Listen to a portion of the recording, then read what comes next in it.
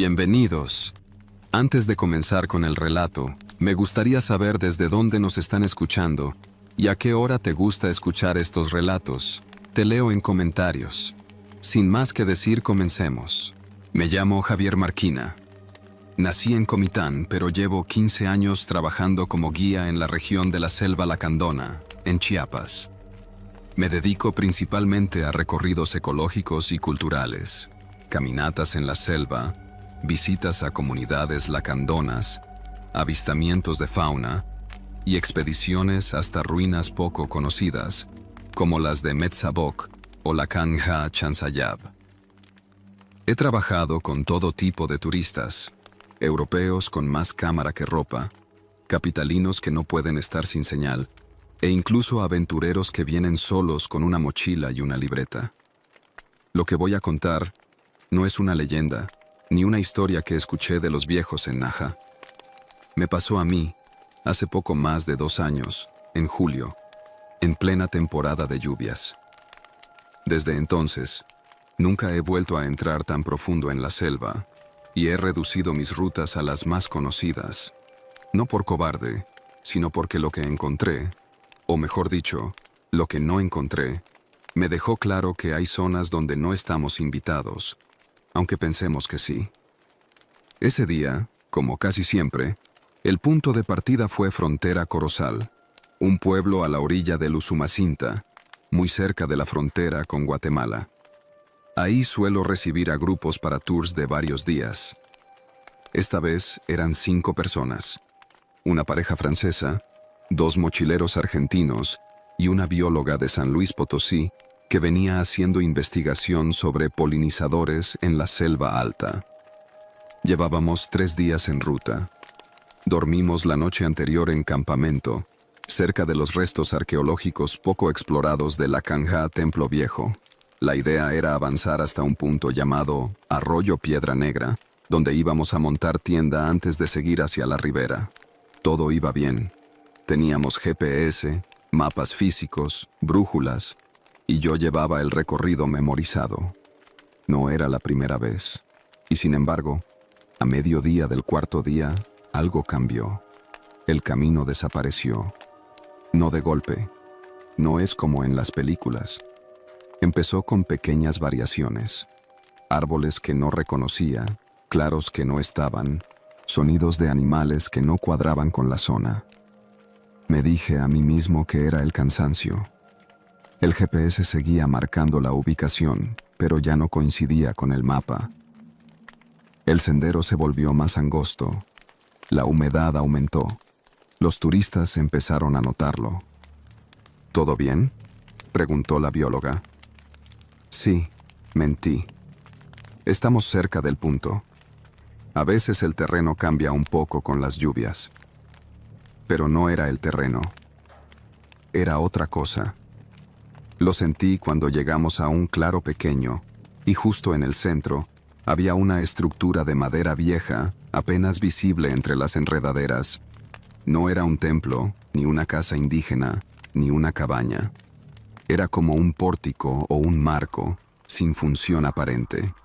2 postes clavados en la tierra y una viga superior, todo cubierto de líquenes y musgo. Lo raro no era que estuviera ahí. Lo raro era que no había camino que llevara hasta él. Ninguno. Solo maleza espesa. ¿Qué es eso?, preguntó uno de los argentinos. No sé, admití. Me acerqué. La madera estaba reseca, casi negra. No tenía inscripciones, ni símbolos, ni nada. Pero debajo, en el suelo, había ceniza, como de fogata, pero vieja. La toqué. Estaba húmeda por fuera, pero al removerla, aún tenía olor a carbón reciente. Aquí estuvo alguien, dije. Los demás se acercaron. Nadie habló por unos minutos. Solo se oían los monos aulladores a lo lejos y un zumbido raro que no venía de ningún insecto. Algo estaba mal. Lo sabíamos todos. Volví al GPS. No tenía señal satelital. Apagué y encendí. Nada. El mapa no cargaba. Los celulares tampoco servían, ni siquiera para marcar emergencia. No era la primera vez que perdía señal, pero era la primera vez que todo se desconfiguraba sin motivo aparente. Vamos a retroceder, dije. Buscaremos el punto anterior y retomamos desde ahí. Pero al volver por el mismo camino por el que habíamos llegado, el sendero ya no existía. No había huellas, no había ramas rotas, no había marcas de machete. La selva se había cerrado como si nunca hubiéramos pasado. Caminamos en dirección contraria al sol durante casi una hora, pensando que estábamos regresando, pero solo nos adentramos más. Llegamos a una zona de árboles más altos, donde la luz apenas tocaba el suelo. El ambiente cambió. El silencio era absoluto. Ni aves, ni insectos. Solo el sonido de nuestras botas en el lodo. Y entonces, lo vimos. Un grupo de estructuras bajas, como chozas sin techo, hechas con palos y ramas, dispuestas en círculo. En el centro, una piedra blanca, perfectamente lisa.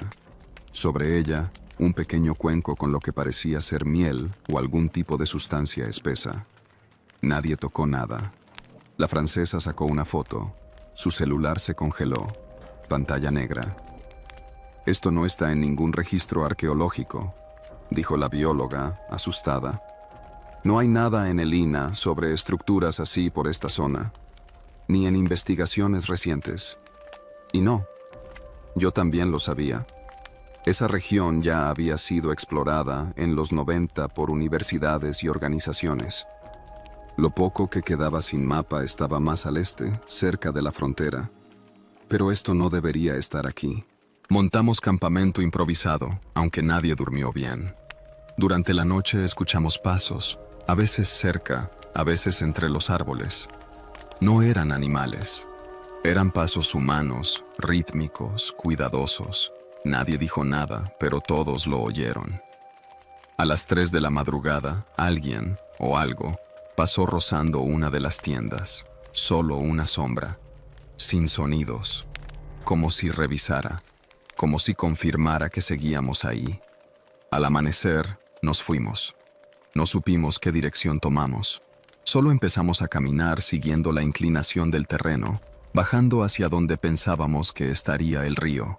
Tardamos 2 días en salir. Dormimos poco. Racionamos el agua. Escuchamos más pasos. Vimos humo lejano, como de cocina, pero nunca vimos a nadie. Finalmente dimos con un arroyo. Lo seguimos, y al segundo día encontramos una caña sembrada. Luego, una cerca. Y después, una pequeña comunidad celtal donde nos ayudaron. Nos recibieron con sorpresa. Dijeron que no habían visto turistas por ahí en años, que nadie entra por donde nosotros llegamos, que ahí solo hay zona brava. Cuando preguntamos por las chozas, por las estructuras, por el cuenco con miel, uno de los hombres mayores de la comunidad nos miró fijo. «Ahí vive gente», dijo, «pero no como nosotros. Ellos no hablan con nadie, no vienen al pueblo, no aparecen en los censos». ¿Desde cuándo están? Desde siempre. Volvimos a Frontera Corozal en camioneta. Uno de los argentinos se fue directo, la pareja francesa también. La bióloga, en cambio, se quedó una noche más. Me pidió que le mostrara el mapa de la zona donde nos extraviamos. Señalé el lugar más aproximado. Aquí, en teoría. Ella lo miró mucho rato. «Javier, este lugar no tiene registro. Ni por INEGI, ni por drones, ni por estudios de la UNAM. Es un vacío». Luego me miró, y lo dijo en voz baja. Eso no fue una pérdida de rumbo. Entramos a un lugar que no quiere ser encontrado. Desde ese día, borré esa ruta de mis ofertas turísticas. A veces los turistas me la piden. Me dicen que quieren lo salvaje, lo desconocido. Yo solo sonrío y los llevo a Metzabok, a Bonampak, a lugares donde los caminos existen y la señal vuelve en algún punto. Y cuando me preguntan por los lugares fuera del mapa, les contesto con una frase que aprendí en carne propia. Hay zonas donde sí hay señales de vida. Lo que no hay son caminos de regreso. Pasaron varios meses después de aquel incidente. No lo conté todo de inmediato. A mis conocidos, a los colegas guías, les dije que nos habíamos desviado por las lluvias y que terminamos saliendo por una comunidad no registrada. Algunos me creyeron. Otros, los que han trabajado tiempo suficiente en la selva, entendieron sin necesidad de más detalles. Hay cosas que no se explican, simplemente se aceptan y se evitan. Pero el recuerdo no se me fue. Me quedaba pensando en los detalles, las estructuras de ramas, la piedra blanca, el cuenco con miel espesa, la ceniza húmeda en el claro del pórtico de madera. Esas cosas no eran ruinas, no eran vestigios arqueológicos, ni tampoco simples refugios improvisados. Había intención, diseño y presencia. Con el tiempo, empecé a preguntarme si de verdad era gente viviendo al margen, o si se trataba de algún grupo con motivos concretos para no ser encontrado.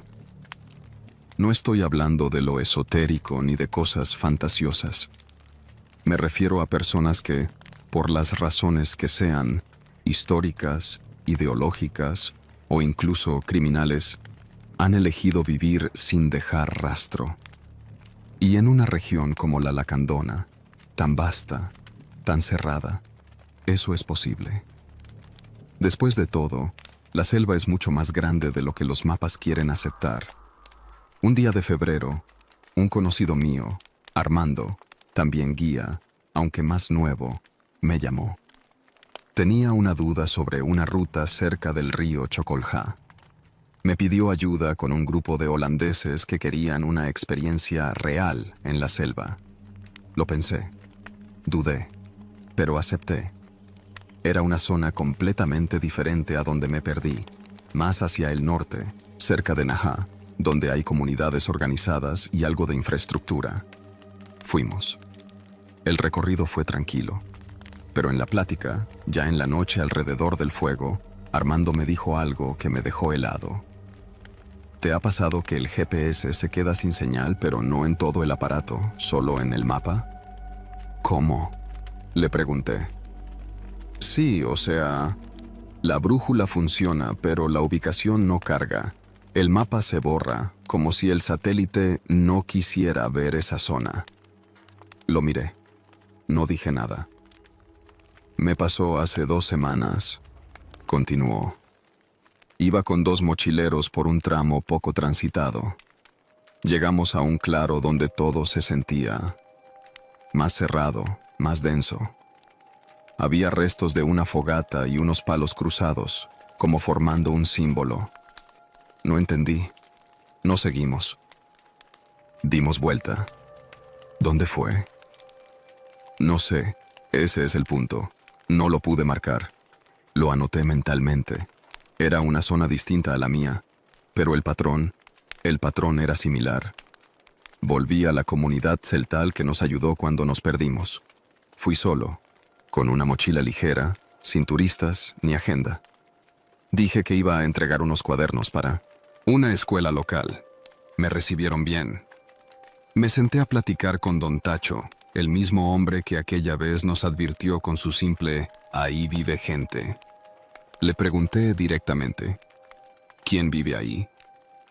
No respondió de inmediato. Le dio una mordida a su tortilla con frijol, masticó lento. No sé, Javier, pero no son de aquí, no bajan, no comercian, no piden. ¿Alguna vez los viste? Sí, una vez, cuando era niño. Me miró directo. Estaba mi abuelo vivo. Nos metimos más de la cuenta buscando madera buena. Llegamos a una parte donde los árboles eran diferentes, más altos, más cerrados, no había pájaros, y al centro de un claro vimos una choza rara, de barro, pero con piedras en espiral en la entrada. Un hombre salió, moreno, delgado, con una tela en la cabeza. No habló, solo nos vio. Mi abuelo dijo, vámonos, y eso hicimos, nunca volvimos. ¿Y desde entonces? A veces se ven señales, humo, pasos, sonidos de noche, pero nadie los ve 2 veces. Volví al campamento solo. Me senté frente a mi libreta, la misma que uso para planear rutas, Hice un círculo grande en la región donde nos perdimos. Le puse un nombre con lápiz. Zona sin ruta. He tenido ofertas desde entonces. Un belga quiso hacer un recorrido por lugares no explorados. Me ofreció el doble de tarifa por una caminata de 4 días hacia el sur profundo. Le dije que no. Le recomendé otra ruta más conocida. Me insistió. Al final, se fue con otro guía. Nunca supe si llegaron al destino. No me importa. A veces, por las noches, reviso mapas satelitales en Google Earth. Amplío zonas de la Lacandona, busco variaciones, claros sin nombre, sombras que podrían ser caminos, alineaciones extrañas de vegetación. Todo sin éxito. Pero una vez, mientras hacía zoom cerca del límite con Guatemala, vi un punto gris. Un espacio sin imagen, como si la selva se hubiera tragado el satélite. Duró unas semanas así. Luego lo actualizaron. Volvió a verse normal. Pero yo lo vi. Y lo tengo anotado. Hoy sigo trabajando como guía. Mis rutas son seguras, legales, trazadas. Pero si me preguntan cuál es mi experiencia más profunda en la selva, no hablo de animales ni de templos. Hablo de aquel lugar sin camino de regreso. No lo nombro como leyenda, ni lo inflo con cosas mágicas. Lo describo como lo que fue. Una presencia fuera del mapa, pero dentro del mundo real. Una comunidad sin nombres. Una estructura sin historia. Un rastro humano en un sitio donde nadie, oficialmente, ha vivido jamás. Y cada vez que un turista me dice, llévame donde nadie ha estado, yo sonrío por compromiso. Pero pienso, hay sitios donde nadie quiere estar. Y hay personas que, por razones que no conocemos, ya viven allí.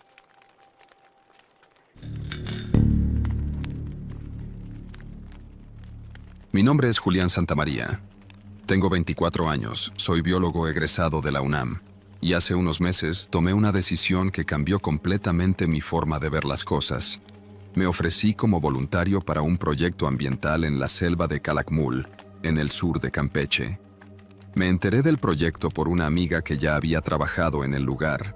Me dijo que era intenso, que no había señal de celular, que dormías en casas de campaña o en estructuras rústicas, que tenías que levantarte a las 4:30 de la mañana para hacer monitoreo de fauna, y que a veces pasabas días sin ver otra persona que no fuera tu equipo. Pero también me dijo que era hermoso, que escuchar a los monos aulladores al amanecer te cambiaba la vida, que la selva tenía un silencio que dolía de tan puro. Acepté. Firmé con una asociación llamada Verde Profundo AC. Nos citaban en Expugil, y de ahí nos trasladaban en una camioneta vieja por un camino de terracería hasta el campamento base, dentro de la reserva de la biosfera.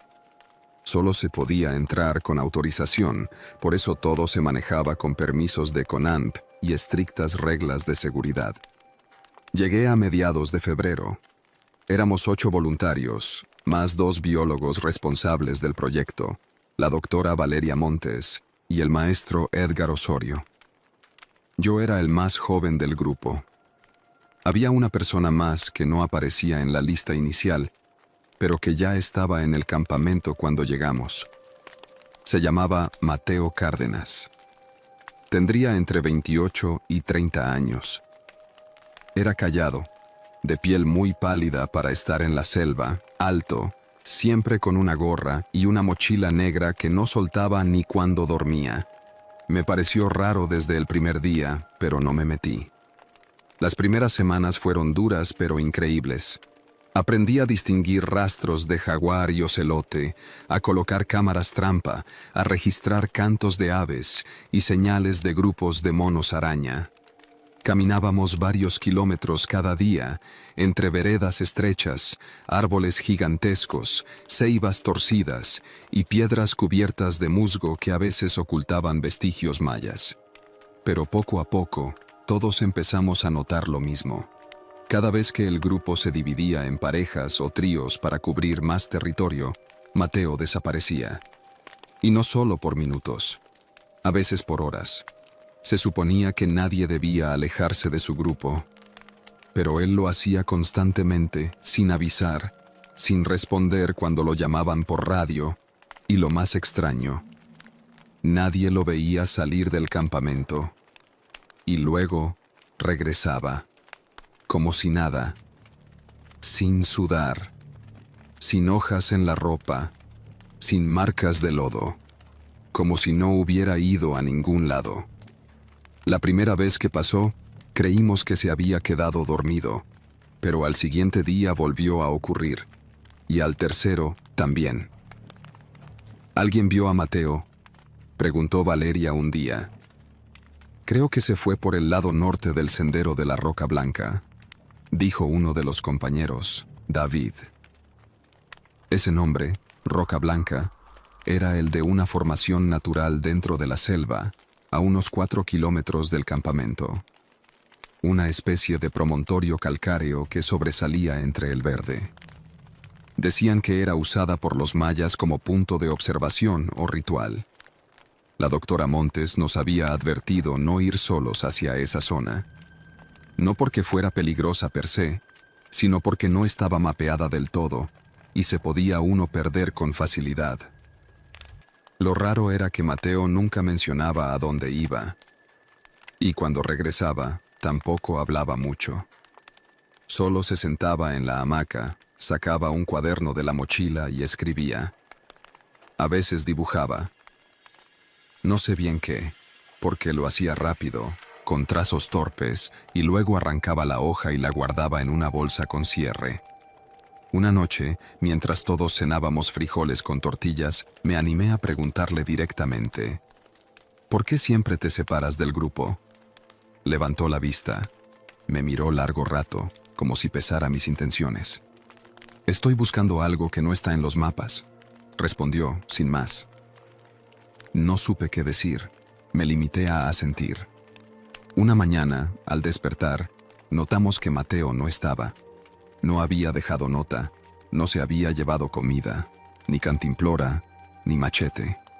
Revisamos los registros de salida. Nadie lo había visto. Pasaron 4 días. Los responsables del proyecto alertaron a la CONAMPE. Se activó un protocolo de búsqueda. Incluso vinieron elementos de protección civil y algunos militares. No había rastro, no huellas, no marcas recientes. Las cámaras trampa instaladas en los senderos no lo captaron saliendo. Fue como si se hubiera desvanecido en el aire. Y entonces, el 5.º día, apareció. Estaba parado junto al campamento, justo en la vereda que lleva al arroyo. Su ropa estaba intacta, sin rasguños, sin barro. Tenía la gorra puesta y su mochila. No habló, no pidió comida ni agua. Solo se sentó bajo el árbol más grande y escribió algo. Luego se encerró en su tienda de campaña. Cuando los responsables lo confrontaron, se negó a explicar dónde había estado. No estaba perdido, dijo. Estaba observando. La doctora Montes le pidió que abandonara el campamento. Dijo que estaba violando las reglas, que ponía en riesgo al equipo. Mateo aceptó sin protestar. Lo fueron a dejar hasta la entrada de la reserva en la camioneta. No dijo adiós.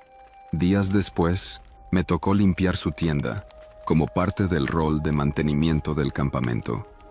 En una de las bolsas laterales de su mochila, la única que había dejado olvidada, encontré una hoja suelta, arrugada, con un dibujo en lápiz. Lo reconozco hasta hoy.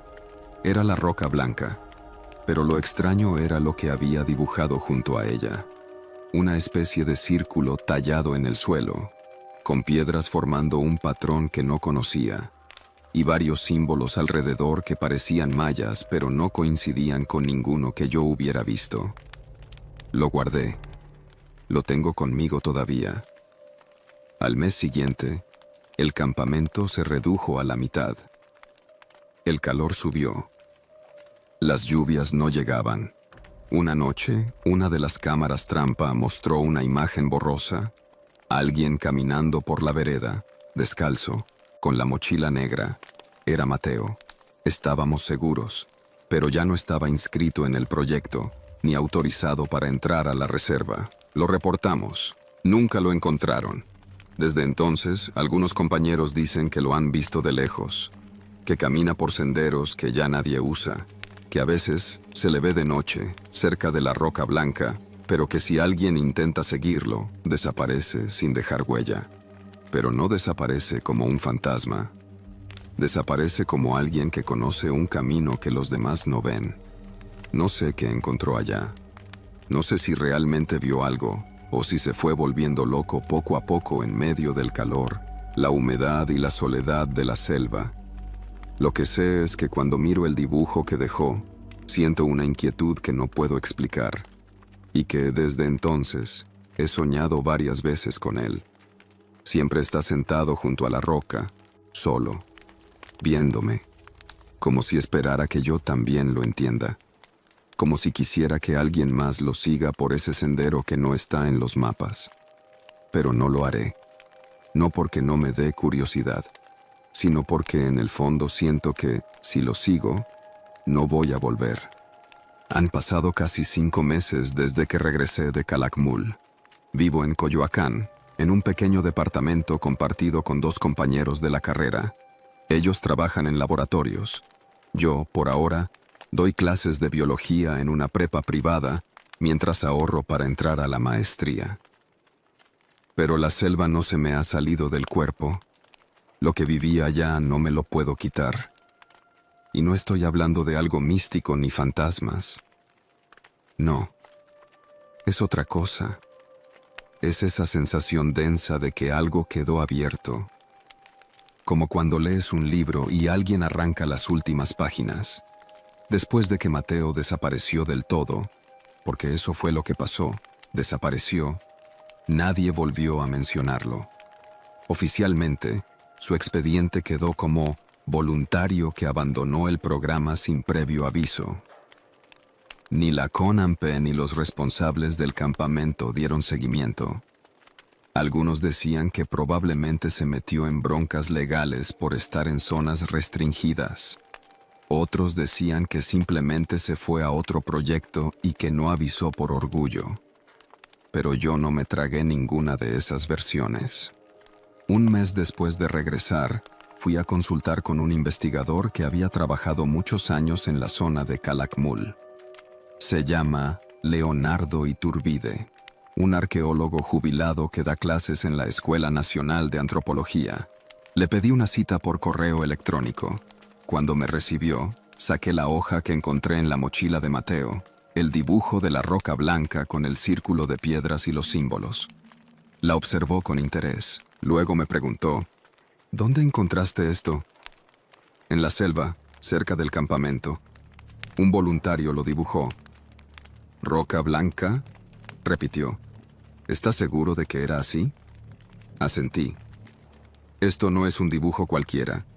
Estos patrones de círculo con piedras se parecen a ciertas formaciones que encontramos cerca de Givenchy. Pensábamos que eran estructuras rituales de observación astronómica, pero los símbolos, eso sí es raro. Me explicó que algunos de los símbolos en el dibujo no pertenecían al repertorio maya clásico, que no eran escritura, sino marcas. Códigos de paso, los llamó. ¿Códigos?, pregunté. Sí, marcadores de senderos. Algunas culturas antiguas usaban este tipo de inscripciones para guiarse en zonas donde los caminos no eran evidentes. Como si dijeran, aquí sí, aquí no. Pero estos no los había visto nunca en Calakmul. Le pregunté si eso podía tener relación con desapariciones. Se me quedó viendo en silencio. Luego dijo algo que me quedó grabado. Hay lugares en la selva que no están perdidos. Solo no quieren ser encontrados. Y a veces, la gente los encuentra igual. Pero no regresan igual. Salí de su oficina con el estómago revuelto. Pensaba en Mateo, en su mirada ida, en cómo escribía en ese cuaderno y arrancaba las hojas como si fueran migajas de una memoria que no quería compartir. Esa noche, volví a revisar mis notas de campo del tiempo que pasé en Calakmul. Tenía fotos de cámaras trampa, apuntes de observación, mapas del GPS con rutas marcadas. Empecé a buscar coincidencias, señales, y encontré algo. En 2 ocasiones, específicamente el 23 de febrero y el 9 de marzo, el GPS registró rutas hechas por Mateo, incluso cuando no sabíamos que se había llevado uno de los dispositivos. Estaba oculto en una bolsa vieja de la tienda. Las rutas se internaban más allá del punto 7, justo donde nos pedían no cruzar por estar cerca de terrenos inestables, cuevas profundas y zonas de fauna agresiva. Ese sendero no estaba en los mapas oficiales, pero Mateo lo caminó 2 veces, y ambas veces terminó en el mismo lugar, un claro en medio del monte, a 16 de 59, y 89 de 46 Tulahuito. Cruce exacto entre 2 arroyos secos. Ahí, según los registros, estuvo entre 42 y 55 minutos. Luego regresó por la misma ruta. Lo llamamos el punto sin nombre. Tomé una decisión. Pedí un permiso de 5 días en la escuela. Preparé una mochila ligera con lo esencial. Viajé en autobús hasta Escárcega y de ahí tomé otro a Expujil. Me hospedé en una fondita que también rentaba cuartos. En la Conanpe no pedí permiso. Sabía que me lo negarían. Así que entré por uno de los caminos de acceso de vigilancia, a pie. Conocía la ruta. Sabía qué llevar, qué evitar. No era irresponsable. Iba preparado. O eso creí. Me tomó 1 día y medio llegar a las cercanías del punto. La selva estaba más húmeda que antes. El clima me recibió con nubes bajas y zancudos como del tamaño de un clavo. Usé repelente, ropa de manga larga y me orienté con brújula y GPS. A cada paso, algo me hacía sentir que me adentraba en un espacio distinto. No extraño, distinto. Como cuando entras a una casa ajena en silencio. Y entonces, llegué. El claro era real. Las piedras también, tal como en el dibujo, un círculo, no perfecto, pero definido. Piedras blancas, calcáreas, enmarcando un centro de tierra compacta. Había huellas, viejas, devotas. 1 o 2 semanas atrás, tal vez. Me agaché, tomé una foto, saqué la libreta. Anoté lo que veía, pero lo que me dejó helado fue el objeto al centro del círculo. Una cinta negra para gafete, de esas que usamos en los campamentos, con letras impresas que decían Verde Profundo AC, Proyecto Calakmul 2023, Mateo Cárdenas. No había sangre, no había señales de violencia, solo eso. Me quedé ahí 1 hora, escuchando el monte, mirando el cielo partirse entre los árboles. Sentí por primera vez que Mateo no se había perdido, se había quedado, por voluntad, o porque encontró algo, algo que nosotros, los demás, nunca entenderíamos. Me regresé con la mente ardiendo. No hablé con nadie durante el camino de vuelta. No reporté lo que vi. No porque no quisiera, sino porque supe, en el fondo, que nadie me creería sin convertirlo en otra cosa. En mito, en historia de selva, en el loco ese que se fue a buscar fantasmas en Calakmul.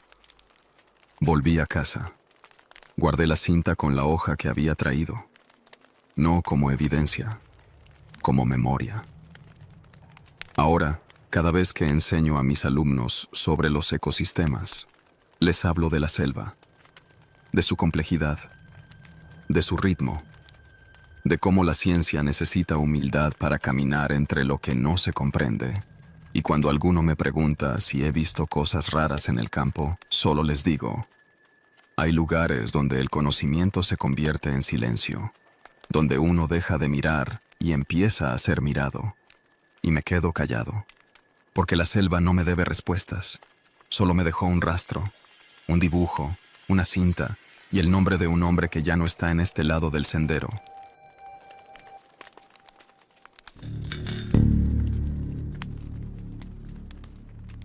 Me llamo Darío Padilla, tengo 31 años y hace 3 veranos hice un viaje que todavía me cuesta contar sin que me tiemble la voz. No fue un viaje de lujo ni de esos que se presumen en Instagram. Fue una caminata larga, áspera, silenciosa, que me cambió la forma de ver el mundo. Y aunque muchos no me crean, tengo pruebas. Fotos borrosas, una libreta mojada y una mochila que no era mía. Todo empezó en junio del 2022, cuando mi novia Sofía y yo decidimos recorrer el sur del país en plan mochilero. Habíamos renunciado a nuestros trabajos en Ciudad de México y queríamos desconectarnos de todo por unos meses. Ella es fotógrafa. Yo escribía para un blog de viajes alternativos. La idea era cruzar Chiapas a pie, usando rutas rurales, evitando las zonas turísticas, adentrándonos en lo que llaman el Monte Bravo. Habíamos leído sobre una vereda antigua que atraviesa la selva entre Ocosingo y la zona cercana a las ruinas de Bonampak. No es parte de ningún tour, no está en Google Maps. De hecho, cuando le preguntamos a un guía en Palenque sobre ese camino, nos dijo que ya nadie lo usaba, que estaba lleno de maleza y que la gente que entra ahí no siempre sale. Pensamos que exageraba, que lo decía para que contratáramos un tour. Estábamos equivocados. El acceso era por un camino de terracería que salía de un pueblito llamado Nueva Palestina. Ahí compramos víveres, tortillas, atún enlatado, café soluble. Unos señores en la tienda nos vieron con curiosidad. Uno de ellos, un campesino de rostro curtido y sombrero ancho, nos preguntó a dónde íbamos. Cuando le contamos, se quedó callado. «No pasen de la arboleda de 3 ceibas», nos dijo, señalando con el mentón hacia el este. «De ahí en adelante, el monte no olvida». No entendimos qué quiso decir, pero ya estábamos decididos. El primer día fue tranquilo. Caminamos por una vereda de tierra rodeada de vegetación densa. Se oían monos aulladores en la distancia, y en algunos tramos cruzaban iguanas entre los matorrales. Dormimos cerca de un arroyo, sobre una lona. Todo parecía como lo habíamos soñado. El segundo día, todo cambió. A eso de las 3 de la tarde, después de cruzar una cañada, llegamos a un claro cubierto de helechos, y ahí, entre la vegetación, vimos el primer campamento abandonado. Era una lona amarrada entre 2 árboles, sujeta con cuerdas azules, todavía tensas. Había una mochila desgarrada, una playera arrugada en el suelo y una lata de sardinas vacía, todo cubierto de polvo y hojas secas, como si llevara ahí meses. Lo raro era que no había señales de que alguien desmontara el campamento. Era como si se hubieran ido de un momento a otro, dejando todo atrás. Sofía tomó fotos. Yo revisé la mochila. Dentro había una libreta mojada, con letras ya corridas. Solo pude leer una frase escrita a mano en una de las hojas. No seguir después del río Doble. Aquí también desaparecen los gritos. Nos miramos en silencio. Pensamos en regresar, pero el arroyo más cercano quedaba atrás, y ya habíamos recorrido más de 20 kilómetros. Decidimos seguir, con precaución. Pensamos que tal vez era un campamento de migrantes, o de alguien que se extravió. Ese día no cenamos. Acampamos cerca de una peña, sin fuego, con la sensación de estar siendo observados. El monte estaba en silencio absoluto. Ni grillos, ni monos, ni viento. Solo el peso del calor y de las miradas invisibles. Al tercer día, lo que encontramos no tiene explicación sencilla.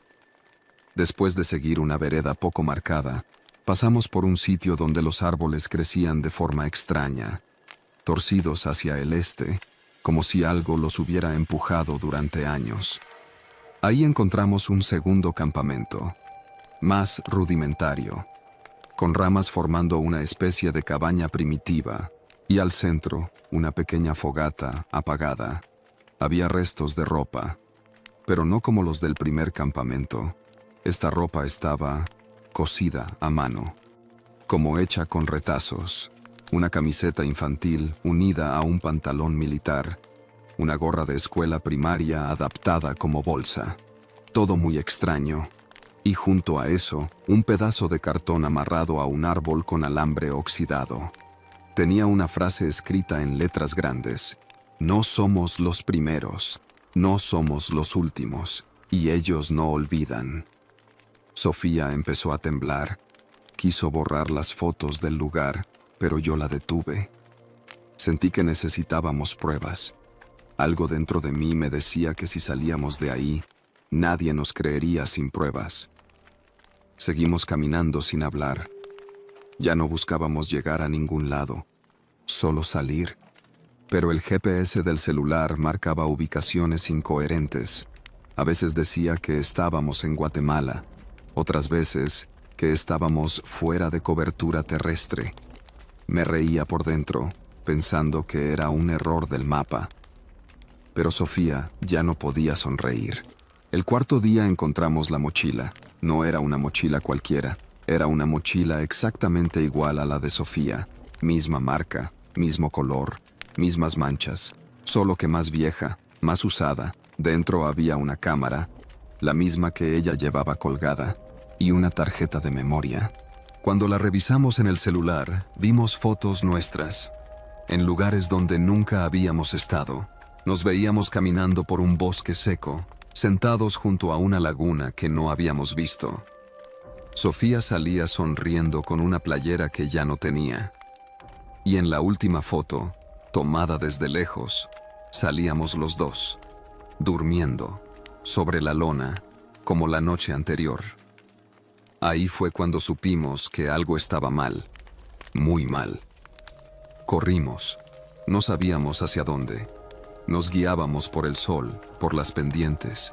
Todo era confuso. La selva empezaba a cerrarse. Las ramas parecían moverse como brazos. Dormimos poco esa noche. Al amanecer, vimos un humo a lo lejos. Pensamos que era gente. Caminamos hacia allá, gritando. Y entonces los vimos. Eran 5, sentados alrededor de una fogata. Hombres, tal vez mujeres, era difícil saber. Iban cubiertos de telas. Llevaban máscaras hechas con pedazos de plástico, como caretas de soldador. En las manos tenían cuadernos. Uno de ellos escribía frenéticamente en una hoja con carbón. Nos miraron, no dijeron nada. Y lentamente, como si fuera parte de un ritual, uno de ellos señaló hacia el oeste, con un brazo flaco, tembloroso. No sabíamos qué hacer. Sofía lloraba. Yo tomé su mano y seguimos en la dirección que nos señalaron. No hubo palabras, no hubo amenazas, solo ese gesto, como si nos dieran permiso de seguir. O tal vez una advertencia de que no miráramos atrás. Caminamos sin parar todo el día, sin saber si íbamos a algún lado. Pero por la tarde, finalmente, vimos un camino de terracería. Y al fondo, una camioneta estacionada junto a un sembradío de plátano. Era un hombre con camisa de cuadros que recogía leña. ¿Qué hacen aquí?, nos preguntó, sorprendido. Por allá no hay nada. Nos perdimos, dije. Salimos desde Nueva Palestina. El hombre frunció el ceño. Imposible, ustedes vienen del otro lado. Eso ya es zona protegida. Ni los de Lina entran ahí. Nos llevó en su camioneta al pueblo más cercano. Dormimos en casa de su cuñada. No hablamos, no comimos, solo nos dormimos. 2 días después dejamos Chiapas. Regresamos a la ciudad. Sofía borró casi todas las fotos. Yo solo guardé 3. Las más borrosas. Las que aún me hacen dudar si lo que vivimos fue real o parte de algo más grande que no comprendemos. No volvimos a mochilear, No salimos del país. Apenas hablamos del tema entre nosotros. Pero a veces, en la madrugada, me despierto con un recuerdo que no sé si viví. Una mano tendida con un cuaderno, con hojas llenas de frases que no alcanzo a leer, y una voz que dice, bajito, no somos los primeros, no somos los últimos, el monte no olvida. Las primeras semanas después de regresar a la ciudad fueron raras. Sofía dejó la cámara en una caja y no volvió a tocarla. Yo, que antes no soltaba la libreta de notas para escribir crónicas de nuestros viajes, la metí en un cajón y ni siquiera la hojeé. No era miedo lo que sentíamos. Era algo más difícil de explicar, como si al recordar estuviéramos sacando algo del monte que no quiere ser traído de vuelta. Pasó un mes, luego 2. Cada uno intentó seguir con su vida. Yo regresé a escribir para el blog, pero ya no hablaba de viajes. Hacía reseñas de lugares comunes, cafeterías, barrios coloniales, museos. Nada que implicara salir al monte. Sofía consiguió trabajo como fotógrafa en una revista de arquitectura. No volvió a hablar del sur. Pensé que todo quedaría ahí, que con el tiempo, las imágenes de aquellos campamentos abandonados y las máscaras hechas a mano se desvanecerían. Pero a mediados de octubre llegó un correo a mi bandeja de entrada que no tenía sentido. El asunto decía: fotos recuperadas, Bonampak, Ruta Sur. El remitente era un correo genérico, sin nombre. Solo una serie de letras y números. Dentro del mensaje no había texto, solo un archivo adjunto, un zip con 5 fotos. No reconocí las imágenes de inmediato. Eran de mala calidad, tomadas con una cámara distinta a la nuestra. En algunas aparecían árboles torcidos, iguales a los que habíamos visto. En otra se veía un trozo de tela azul colgando de una rama, como una bandera improvisada. Y en la última, aparecíamos nosotros, Sofía y yo, parados frente a una roca grande, ella sonriendo, yo con la mochila en la espalda. Lo raro era que esa foto no la tomamos nosotros. La posición, la distancia, era como si alguien la hubiera tomado desde un punto alto, entre los árboles. Se la mostré a Sofía. Se quedó en silencio. Le temblaba la mandíbula. No dijo nada. ¿Recuerdas ese lugar?, le pregunté. No, me dijo. Yo no usaba esa playera. Y tenía razón. La playera que llevaba en la foto era una que habíamos perdido el segundo día, cuando cruzamos el arroyo. Nunca la recuperamos. Ahí entendí que lo que habíamos vivido no había terminado. Solo había quedado en pausa. Después de eso, volví a obsesionarme. Empecé a buscar información sobre rutas antiguas entre Bonampak y los pueblos de la región. Foros, mapas topográficos, archivos olvidados. Di con algunos comentarios sueltos. En grupos de senderismo, relatos cortos de gente que se había metido por donde no se debe, como decían. Varios hablaban de campamentos misteriosos, de cosas encontradas entre la maleza. Pero nadie daba coordenadas. Nadie respondía cuando los contactaba. Una noche encontré un foro viejo de exploradores urbanos. En uno de los hilos, un usuario llamado Monterroto contaba una experiencia similar. Mochileó por Chiapas en 2018, se desvió de su ruta por error y encontró estructuras improvisadas, frases escritas en ramas y una especie de altar hecho con huesos de animales. Publicó un par de fotos, entre ellas una imagen en la que se veía, de fondo, lo que parecía una lona amarrada con cuerdas azules. Le escribí. Nunca me contestó. Pero 3 días después, su perfil fue eliminado. Para ese entonces ya no dormía bien. Me despertaba a mitad de la noche con la sensación de que alguien había estado dentro de mi casa. No robaban nada, no se veía forzada la puerta, pero las cosas no estaban como yo las dejaba. Una vez, la mochila de Sofía apareció junto a la puerta.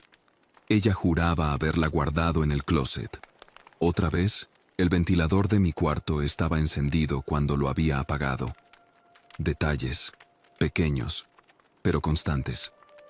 Una mañana encontré, pegado al parabrisas de mi coche, un papel doblado en 4. Estaba empapado por el rocío de la madrugada. Lo abrí. Era un trozo arrancado de una libreta de cuadrícula. En el centro, con letra tosca y temblorosa decía: no olvidar, no repetir, no volver. No tenía firma. Se lo mostré a Sofía. Decidimos salir de la ciudad unos días, ir al norte. Cualquier lugar que estuviera lejos de Chiapas. Nos fuimos a Zacatecas, donde vive un primo mío. Estuvimos una semana sin usar el celular, sin redes, sin revisar correos. Pensé que por fin estábamos lejos. Pero el día que regresamos, ya en el departamento, encontré algo en la puerta del refrigerador que me detuvo el corazón. Un imán pequeño, negro, en forma de jaguar, como los que venden en los mercados de Palenque. Solo que este estaba partido por la mitad. Y en la parte trasera, escrita con marcador rojo, estaba la fecha del día en que encontramos la mochila duplicada en la selva. Ninguno de los dos lo había comprado. Sofía se fue esa misma noche a casa de sus padres. No volvió a quedarse conmigo. Hace unos meses fui a ver a un antropólogo que había trabajado en comunidades del sureste. Le conté parte de la historia, sin muchos detalles. Me dijo algo que se me quedó grabado. En el monte hay gente que ya no vive en este tiempo, me dijo. No hablo de fantasmas, hablo de personas, comunidades que se aislaron hace años.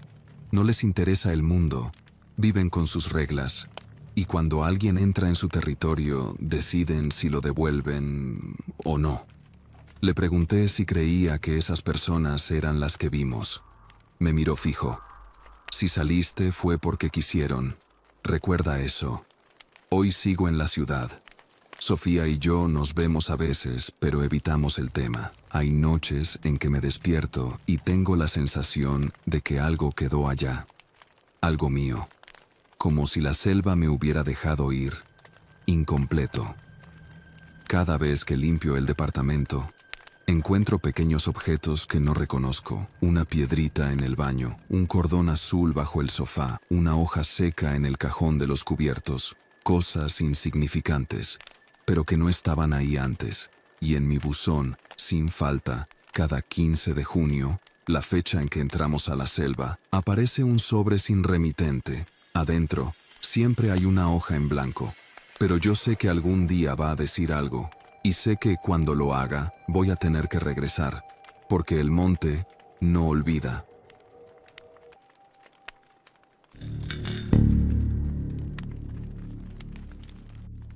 Me llamo Luis Cadena, tengo 36 años y soy fotógrafo de naturaleza desde hace más de una década. No soy famoso ni salgo en revistas internacionales, pero he trabajado con Conavio, algunos proyectos de la UNAM, y he vendido imágenes a editoriales de ecoturismo. Vivo de lo que puedo capturar con paciencia y buen ojo. En abril de este año fui invitado por una bióloga, Claudia Becerril, a un proyecto independiente en la región de los Tuxtlas, en Veracruz. Su equipo tenía como objetivo documentar especies en peligro y registrar comportamientos de fauna en zonas poco exploradas.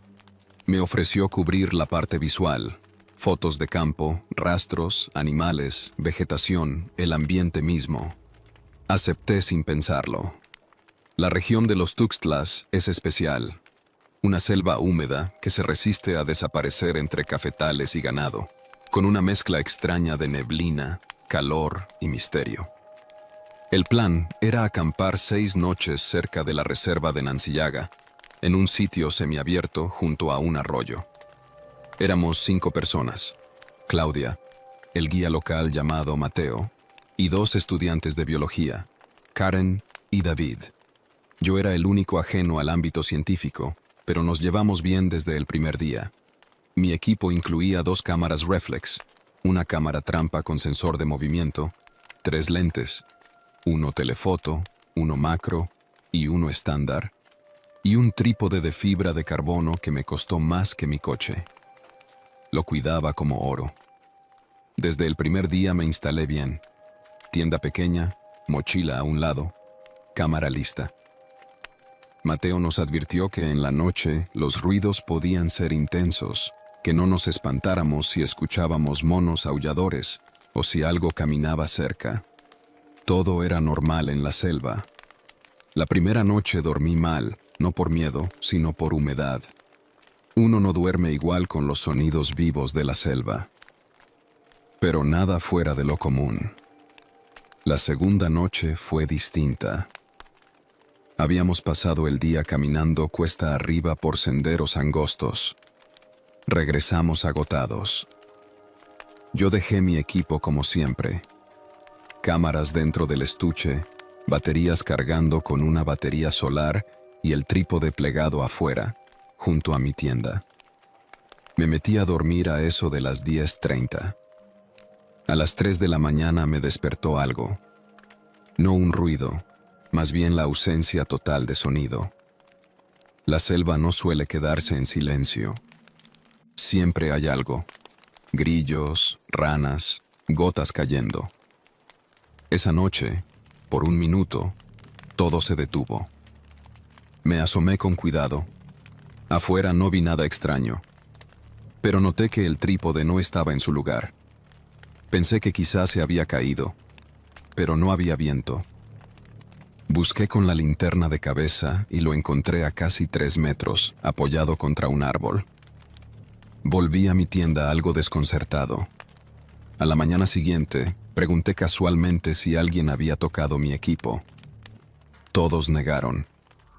Mateo me dijo que a veces los tepezcuintles se acercan y mueven cosas, pero mi trípode pesa casi 2 kilos, es liso y no tiene olor a comida. No tenía sentido. Volví a colocarlo en el mismo sitio esa noche, pero le até un hilo fino con cascabeles al borde de mi tienda. Nada muy ruidoso, pero sí lo suficiente para escuchar si lo movían. Además, dejé la cámara trampa apuntando hacia él. Quería entender qué pasaba. La noche fue tranquila. Al día siguiente revisé la cámara trampa. Detectó movimiento a las 2:47 am. Reproduje el video. Primero nada. Solo ramas moviéndose. Luego una silueta, humana. Detuve el video.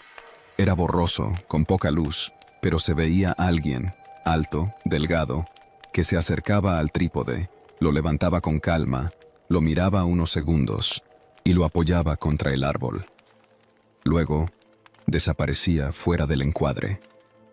Mostré el video al grupo. Claudia pensó que era Mateo. ¿Fuiste tú anoche?, le preguntó. Mateo se ofendió. Juró que no. Dijo que nunca se levantaría a revisar equipos ajenos sin avisar. Que en el monte hay reglas, y una de ellas es no tocar lo que no es tuyo. Entonces empezamos a inquietarnos todos. Claudia pensó que quizá algún foráneo se había metido al campamento. Tal vez alguien de los pueblos cercanos. Decidimos dejar una linterna encendida esa noche. La tercera noche, dejé mi equipo adentro de la tienda, por seguridad. Pero a las 2:20 am me despertó un sonido metálico, el clic de una cremallera de mochila. Abrí los ojos y sentí algo que no había sentido en años. No miedo, sino una alerta pura, primitiva. Esperé. Nada. Salí con la linterna. Todo parecía en orden, pero mi mochila estaba abierta. No le faltaba nada, pero el cierre estaba abajo, como si alguien lo hubiera bajado con cuidado. Karen, en la tienda de al lado, dijo que soñó que alguien caminaba entre las tiendas, que lo sintió cerca pero no abrió los ojos. A la mañana siguiente encontramos huellas humanas en la vereda cercana, que no eran de ninguno de nosotros. Mateo, visiblemente preocupado, nos dijo que debíamos movernos, que no era buena señal. Empacamos al mediodía y cambiamos el campamento unos 300 metros arriba, cerca de un peñasco. Esa noche fue tranquila, hasta la quinta noche. Yo había montado otra cámara trampa apuntando hacia el nuevo sendero. Era un modelo con visión nocturna más nítida. A las 2:58 am captó una figura acercándose entre la maleza. La figura se detuvo al borde de la toma, como si supiera que estaba siendo grabada. Luego retrocedió, pero en el último segundo, antes de salir, se giró ligeramente hacia la cámara. El rostro era demasiado blanco para ser alguien del lugar. Pálido, casi como si llevara una máscara. No parecía una persona descalza caminando por el monte. Parecía alguien que nos observaba desde antes. Eso fue suficiente. A la mañana siguiente, Claudia dijo que el proyecto podía continuar más adelante, en otra zona. Mateo no dijo nada, pero apretaba el machete con fuerza. Empacamos todo. Al bajar al pueblo de San Andrés Tuxtla, avisamos en la delegación local que habíamos visto a alguien merodeando el área de Nancillaga, posiblemente cazadores. Tomaron nota sin interés. Un mes después, me escribió Karen por mensaje. Había estado investigando por su cuenta.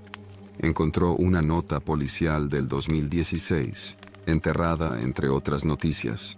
Un hombre había sido detenido en la zona de la reserva por entrar repetidamente a los campamentos de turistas en la madrugada. Lo llamaban el vigía. Nunca robaba, solo observaba. El expediente decía que hablaba poco y tenía un historial de trastornos, pero que lo liberaron al no haber cargos formales. La descripción física coincidía. Delgado, silencioso, con mirada ausente. Me quedé mirando la pantalla del celular por varios minutos. Sigo fotografiando naturaleza, pero ahora duermo con el equipo dentro de la tienda. No importa si estoy en una playa, en el desierto o en la montaña. No vuelvo a dejar mis cosas afuera, porque ahora sé que en lo profundo del verde, entre jaguares invisibles, insectos brillantes y árboles que respiran con el calor, también hay ojos humanos que nunca parpadean. Y no siempre te das cuenta de que están ahí, hasta que ya están demasiado cerca. Volví a la Ciudad de México con un cansancio que no era físico. Dormía mal, comía poco, y pasaba horas revisando los videos captados por la cámara trampa, fotograma por fotograma, como si hubiera algo que se me escapara. A veces pausaba la imagen donde el hombre aparecía mirando hacia la cámara. Me preguntaba si en algún momento también yo lo miré sin darme cuenta, si en alguna de esas caminatas al río o entre los árboles, él ya estaba ahí. Lo hablé con pocos. Claudia me pidió que no compartiera los videos hasta que decidieran qué hacer con el material. Karen seguía escribiéndome, con ese tono entre curiosidad científica y preocupación personal. Pero yo me estaba yendo por otro camino. Quería entender, no solo registrar. Y así empezó una especie de obsesión silenciosa. Comencé a buscar otras experiencias similares. No en foros paranormales ni canales de YouTube. Fui a lo concreto. Denuncias locales, notas viejas, reportes de ecoturismo, hilos de Reddit en español sobre avistamientos raros en campamentos. Encontré cosas sueltas, fragmentos.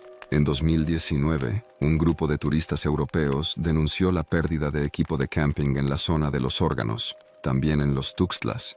No les robaron dinero ni celulares, solo los instrumentos de medición que llevaban, brújulas, libretas, un dron. Dijeron que por las noches sentían que alguien los observaba.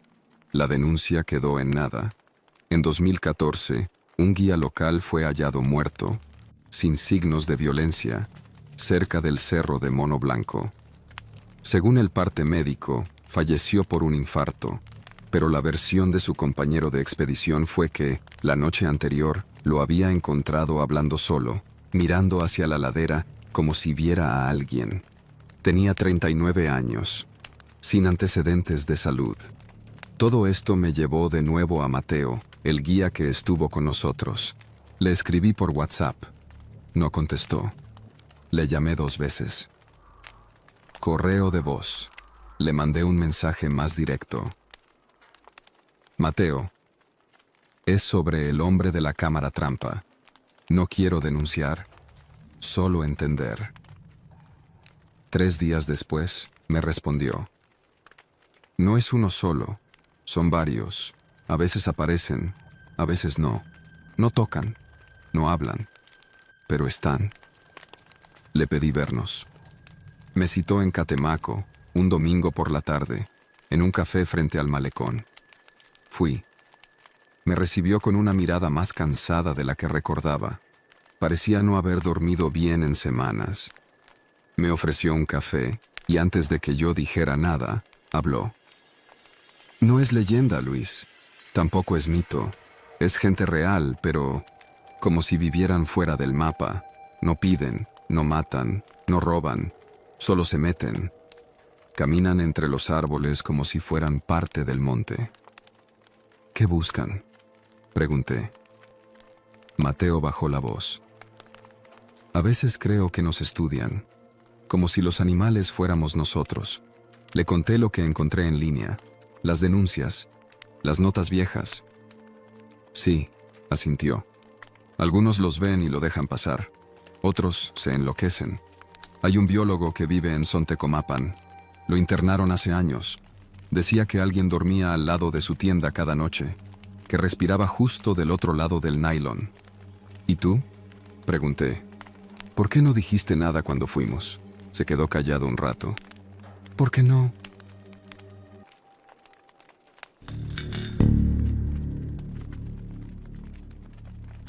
Mi nombre es Omar Caballero. Tengo 38 años y soy ingeniero topógrafo desde hace casi 15. Trabajo con una empresa extranjera, una consultora canadiense que contrata profesionistas locales para hacer estudios de delimitación y cartografía en zonas vírgenes de México y Centroamérica. Es trabajo duro, pero bien pagado, y siempre me gustó andar metido en lo desconocido. No le tengo miedo al monte. Crecí cerca de la Sierra de Puebla y estoy acostumbrado al silencio, a los insectos, al calor, al aislamiento. El proyecto que me asignaron a principios del año pasado parecía como cualquier otro: trazar y registrar coordenadas geodésicas en una franja selvática del sur de Quintana Roo, justo antes de llegar a la frontera con Belice. Un terreno salvaje, sin caminos oficiales, con partes aún sin cartografiar, que los inversionistas pretendían explorar para futuros desarrollos, carreteras, líneas de transmisión, incluso una posible mina de bauxita. Los gringos no daban muchos detalles, solo sabían que esa zona les interesaba por su valor potencial y que necesitaban mediciones precisas del terreno antes de iniciar cualquier trámite con el gobierno mexicano. A mí me tocaba marcar una serie de puntos clave, registrar la altitud, las coordenadas exactas y trazar rutas de posible acceso. La primera semana fue normal. Alojamiento en un pequeño rancho llamado Las Mojarras, cerca de Chetumal, donde me daban cama y comida a cambio de una mensualidad que la empresa cubría.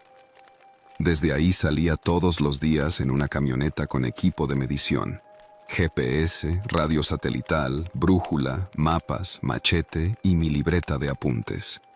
No había señal de celular en la zona, así que solo me comunicaba por radio con una oficina remota en Belmopan, donde otro topógrafo, un beliceño llamado Albert, se encargaba de cubrir la parte del otro lado de la frontera. Los primeros puntos de medición fueron fáciles. La selva densa, sí, pero sin mayores obstáculos. Ceibas, caobas y palmas cubrían el cielo. Monos aulladores en lo alto, aves que jamás había visto. Cada tanto encontraba vestigios mayas, montículos cubiertos por la vegetación, fragmentos de cerámica, escalinatas que se perdían en la tierra, pero nada fuera de lo común para la región. Todo cambió el 8º día. Me había adentrado a más de 3 kilómetros de la última ruta marcada, siguiendo un viejo cauce seco que figuraba en un plano antiguo. La humedad era brutal, el aire espeso, y el sonido de los insectos hacía vibrar los oídos. Me detuve a descansar bajo una ceiba gigantesca. Saqué mi cantimplora y el libreta para anotar la altitud cuando lo vi. Un pedazo de papel clavado con una espina de árbol, justo en el tronco. Era una hoja vieja, amarillenta, doblada en 3 partes. La abrí. Decía, en letras torcidas, hechas a mano con tinta negra: aquí termina tu trabajo. No decía más. Ni firma, ni fecha. Pero el papel estaba seco, intacto, a pesar de la humedad de la selva, como si alguien lo hubiera puesto ahí minutos antes. Miré alrededor. No vi ni escuché a nadie. Pensé que era una broma del personal local, algún guía o ranchero que quería espantarme. Guardé el papel, marqué el punto en el GPS y me regresé por el cauce seco. Esa noche no dormí bien. Revisé la hoja varias veces. Me fijé en los bordes, en la textura. No era papel moderno. Tenía la sensación de haber sido hecho a mano, como papel amate, el que usan en algunas comunidades indígenas para rituales o manuscritos antiguos. Al día siguiente volví al mismo punto, esta vez con más precaución. Llevé el machete en la mano todo el tiempo. No había señales de presencia humana, no pisadas, no fogatas, no ramas rotas. Volví a avanzar hacia el sur, ignorando la advertencia. Sabía que era terreno federal, sin restricciones legales, solo selva, monte y cielo. Avancé 400 metros más, y ahí, en otra ceiba más joven, otro papel, misma espina. Esta vez decía: no cruzarás el límite, vuelve atrás. El calor me nubló la vista. Me senté en el suelo. Volví a mirar en todas direcciones. Empecé a notar algo que no había visto antes. Había una línea clara en el suelo. Un cambio de vegetación. De un lado, la selva seguía como siempre. Del otro, los árboles eran más delgados, más juntos, y había una especie de neblina baja, casi invisible. No olía igual. El monte no sonaba igual. Decidí marcar el punto y regresar. Tomé fotos. Esa noche, le escribí un informe breve a los canadienses desde un internet satelital prestado en el rancho. No mencioné los papeles. Solo dije que la zona era difícil y que necesitaba equipo adicional. Me dijeron que siguiera, que no había reportes de propiedad privada en esa zona y que era crucial llegar hasta el punto 048, el último del tramo, que caía exactamente en la línea divisoria con Belice. Me ofrecieron un bono si lo marcaba antes del fin de semana. Acepté, por necesidad. Pero la siguiente mañana encontré algo que me hizo dudar de todo. No estaba en la selva, estaba en el parabrisas de la camioneta. Una hoja clavada con una espina como las anteriores. Última advertencia: lo que marcas no te pertenece. Eso fue diferente. Ahora no estaban esperando que yo cruzara un punto. Ahora sabían quién era, dónde dormía, y me estaban vigilando desde más cerca de lo que creía. Llevé la hoja al dueño del rancho, don Salomón. Viejo, callado, de esos que conocen el monte mejor que a sus propios hijos. Le pregunté si él, o alguien del pueblo, estaba jugando conmigo. Me escuchó en silencio, luego sacó un cigarro sin prenderlo.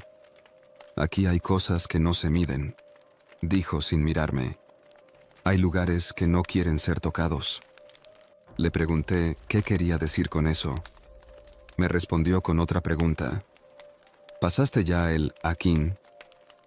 ¿El qué? El lugar donde el sol no entra.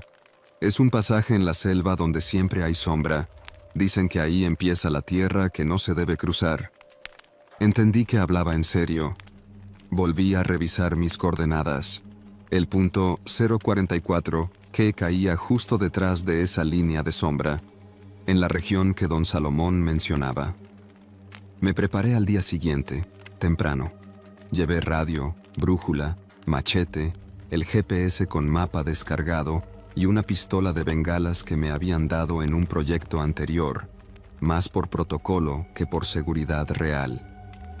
No dije a dónde iría. Entré solo. El monte cambió rápido. A los 500 metros, el sol ya no llegaba al suelo. Los árboles se apretaban, más altos, como si quisieran cerrarse sobre mí. Empezaron a fallar los satélites. El GPS marcaba error. El radio no transmitía. Y entonces la vi. No una hoja, una pared. De papeles, clavados con espinas, costras de cera negra, hilos de algodón rojo, todos escritos a mano. Decenas, algunos tan viejos que apenas se leían, otros recientes. Uno, con mi nombre. Omar Caballero, no marques lo que está sellado. Me quedé paralizado. Alguien, o algo, había estado dejando mensajes por años, tal vez décadas, a quienes, como yo, trataban de trazar líneas donde no se debe. Escuché algo a mi derecha, un golpe seco como una rama rota, luego otro y otro. No era animal, era alguien, o varios, caminando, rápido, silencioso. Corrí. No sé cómo logré salir. Perdí el mapa, la brújula, la radio, pero llegué al cauce seco y desde ahí volví al rancho. Esa noche quemé los papeles, todos los que había recogido. Mandé un correo de renuncia a la empresa, alegando razones personales. No di detalles. Me regresé a Puebla. Cambié de número, de trabajo, de rutina. No volví a la selva. No sé quién o qué dejó esos mensajes.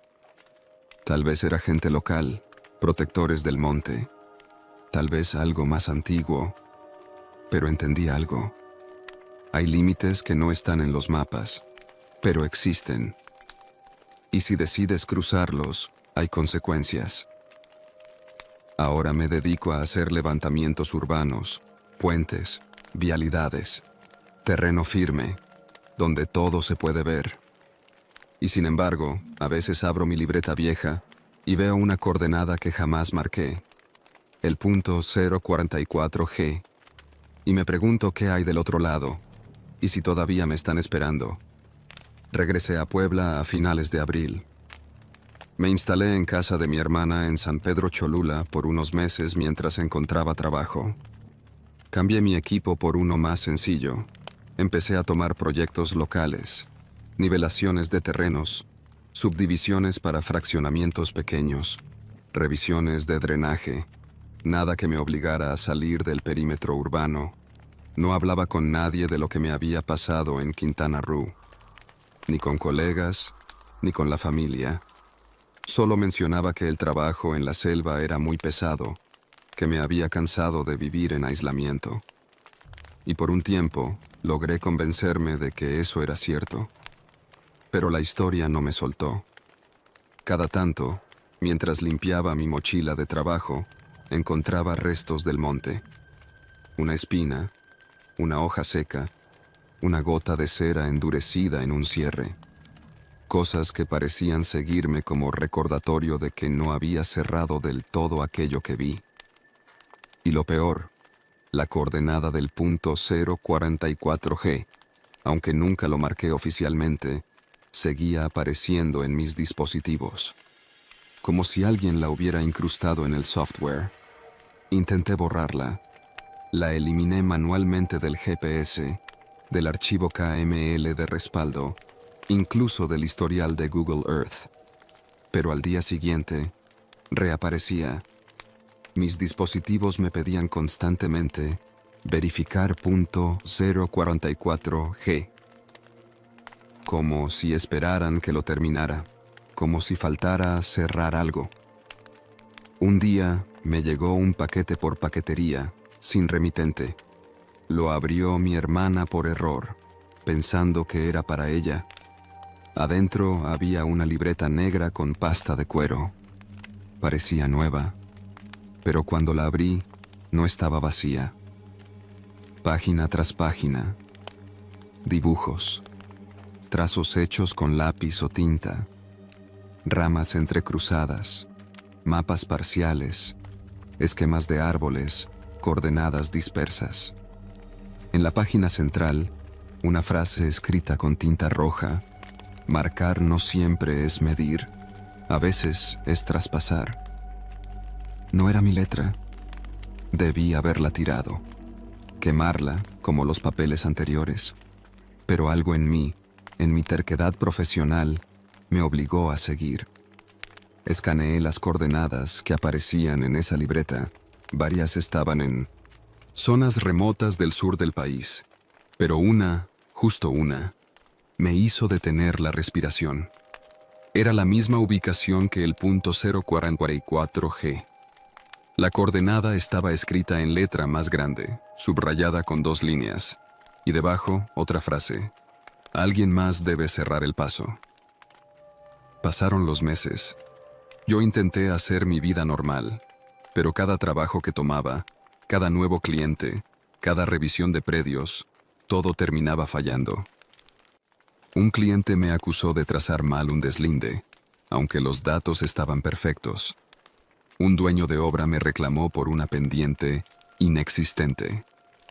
No importaba qué hiciera, algo se rompía, como si mi ojo, mi cálculo, se hubiera desajustado desde ese viaje, como si ya no pudiera trazar sin estar contaminado. Me empecé a obsesionar, pensé en volver, pero no como topógrafo, no con una empresa detrás, sino por mi cuenta, como alguien que necesita entender algo que se le escapó. Contacté a un amigo viejo, Mario, que vive en Chetumal y tiene un pequeño rancho cerca de la frontera. Le dije que quería hacer una investigación personal en la zona, que no iba a explotar nada, que no quería molestar a nadie. Tú no eres el primero que me pide eso, me dijo. Pero si eres el primero que regresa, volé allá en septiembre. Mario me prestó una moto y un machete. No quise equipo satelital esta vez, solo una brújula, mi cuaderno viejo y la libreta negra. Entré al monte por un camino diferente, uno que evitaba los cauces secos y pasaba por zonas menos densas. Me tomó casi 2 días encontrar la línea de sombra, pero ahí seguía, todo igual, el aire distinto, el silencio pesado, los árboles estrechándose. No me costó encontrar la pared de papeles, pero no estaba como antes. Ahora eran menos hojas, muchas habían desaparecido, solo quedaban unas pocas, todas podridas, menos una nueva. En ella decía: ya sabes por qué estás aquí, traza el cierre. Me detuve ahí por horas, pensando, ¿qué significaba cerrar? ¿Qué era lo que debía terminar? Tomé mi cuaderno, dibujé la cuadrícula que solía usar para delimitar puntos. Empecé a registrar desde donde estaba, marcando norte, este, sur, hasta llegar al punto exacto de la coordenada 044G. Me tomó tiempo, precisión, pero lo logré. Al trazar la última línea, me di cuenta de algo que me erizó la piel. Las 4 coordenadas, incluyendo 044G, formaban un rectángulo perfecto. Dentro de ese rectángulo no había variación en el terreno. Era una zona plana, casi muerta, sin vegetación nueva, como si desde hace siglos nadie hubiera plantado ni tocado ahí. Y en el centro, un montículo cubierto de hojas secas. Me acerqué. Era un túmulo bajo, hecho con piedras. No natural. Parecía una antigua sepultura. No lo abrí. No tomé nada. Solo dejé mi libreta sobre él. Y una pequeña estaca que tallé con mis iniciales. Eso fue todo. Volví a pie. No me detuve. No hablé con nadie. Mario me vio llegar sucio, agotado. Solo me preguntó, ¿ya estuvo? Le dije que sí. Desde entonces, mis aparatos dejaron de mostrar el punto 044G. Mis trabajos empezaron a fluir otra vez. Precisos. Estables. No volví a soñar con papeles, ni encontré más espinas ni mensajes. Pero una vez, en un congreso de topografía en Villahermosa, me crucé con un colega hondureño que hablaba de un proyecto en la selva de la Mosquitia. ¿Y tú?, me preguntó. ¿Has trabajado en Monte Denso? Sí, respondí. Cerca de la frontera con Belice. Se me quedó viendo un rato, como quien duda si contar algo. ¿Llegaste a ver las marcas? Le respondí con otra pregunta. ¿Tú también las viste? Sonrió, pero no dijo más. Yo tampoco. Porque entendí que hay trazos que no se hacen para registrar terreno, se hacen para protegerlo, y a veces somos solo el instrumento para eso.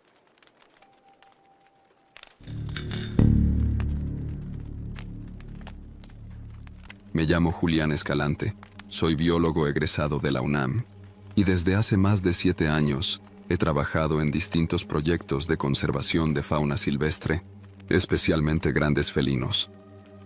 Hace 2 años fui contratado por una ONG europea para coordinar un programa de monitoreo de jaguares, ocelotes y margáis en la selva de los Chimalapas, Oaxaca. Cuando acepté, sabía que me esperaba una de las zonas más complejas y biodiversas de México.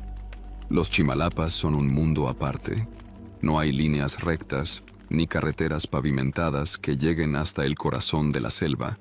Es tierra húmeda, densa, viva, un lugar donde la selva lo traga todo. Caminos, ruinas, intenciones. Nuestro campamento base se instaló a 1 hora caminando desde el último punto accesible en camioneta, cerca del río Sanatepec. Vivíamos en tiendas, con lo mínimo indispensable: paneles solares, radio de onda corta y raciones que mandábamos a pedir con mulas cada 3 semanas. Éramos un equipo de 5 personas. Yo, Alejandra, una herpetóloga de Puebla, Luis, el técnico de campo, y 2 voluntarios que rotaban cada mes. Nuestro trabajo era instalar cámaras trampa en puntos estratégicos de la selva, guiados por rastros, huellas y conocimiento de las comunidades zoques que nos apoyaban. Las cámaras se programaban para activarse con movimiento y calor, y funcionaban tanto de día como de noche, capturando imágenes y video de cualquier animal que pasara frente a ellas. Durante los primeros 5 meses, todo parecía normal. Grabamos a 3 jaguares distintos, varios ocelotes, un margái solitario y hasta un tapir, lo cual fue una sorpresa. Pero entonces empezó a suceder algo raro, un patrón que no vi de inmediato. Todo comenzó con una cámara mal colocada. Fue Luis quien la encontró. Estaba en un sendero cerca del arroyo Tres Brazos, una zona donde ya habíamos instalado 2 cámaras. Pero esta no era nuestra. No era ninguna de las 22 que teníamos registradas. Era otra marca. Estaba escondida detrás de un tronco hueco, apuntando hacia el camino, justo en dirección a donde nosotros solíamos pasar con el equipo. Luis la desmontó y me la trajo. La carcasa era negra, sin logotipo. Al revisar la tarjeta SD, no pude contener el silencio. Los primeros archivos eran lo que uno esperaría: un venado, un mapache, sombra de monos. Pero luego aparecimos nosotros, en fila india, cargando mochilas, pasando frente a la cámara. Hasta ahí podría pensarse que alguien más hacía trabajo de campo, algún otro grupo de investigación. Pero luego vino un video que no cuadraba. Era de noche. Se veía mi tienda. La cámara estaba escondida en la base de un árbol, a unos 8 metros de la lona donde yo dormía. Me grababa mientras entraba a dormir. No supe qué pensar. Sentí una especie de frío seco en el pecho. No era una casualidad. Alguien nos estaba grabando. No se lo conté al resto del equipo de inmediato. Me limité a revisar cada uno de los puntos donde habíamos dejado cámaras. Quería saber si había más. No las encontramos todas, pero sí otra. En la cueva del murciélago viejo, una hondonada cerca de un acantilado donde solían dormir los ocelotes. De nuevo, escondida. De nuevo, apuntando al mismo sitio que nuestra cámara. La misma marca, sin logotipo, misma tarjeta. Ahí ya no pude guardar silencio. Reuní al equipo una noche y les mostré los videos. No solo salíamos nosotros. Había tomas de nuestras manos colocando equipo, conversaciones captadas a la distancia, incluso la discusión que tuve con Alejandra sobre la rotación de turnos. Todo grabado en silencio, como si fuera un estudio de nosotros, no de los felinos. Alejandra se puso tensa. Luis no dijo nada, pero al día siguiente ya no dormía con su hamaca colgada afuera. Se metió a la tienda. Yo reporté el incidente al coordinador del programa en Oaxaca capital. Me dijeron que investigarían, que tal vez era otro grupo de investigación o incluso cazadores furtivos. Nos pidieron mover el campamento. Lo hicimos. Pero los videos siguieron. Cada vez que revisábamos una cámara, encontraba un patrón. Junto a cada una de nuestras estaciones, a no más de 50 o 60 metros, había otra cámara escondida, algunas tan bien camufladas que solo podíamos detectarlas con suerte o cuando alguien tropezaba con algo extraño. Una de ellas grabó algo que todavía me cuesta explicar. Era de noche. Se veía el punto de control en la vereda del Cerro Blanco, uno de nuestros sitios más remotos. En el video aparezco yo, caminando hacia la cámara. Pero yo no fui a ese sitio esa noche. Estaba dormido en la tienda, a más de 2 horas de distancia. Miré el video una y otra vez. El hombre en la imagen llevaba mi mochila, mi gorra, incluso mis botas Salomon, las mismas que ya estaban bastante desgastadas. Su forma de caminar, su manera de levantar la mano, todo coincidía conmigo. Pero no era yo, no podía serlo. Luis y Alejandra me miraron en silencio cuando les mostré el clip. ¿Puede ser una vieja grabación?, preguntó ella. No.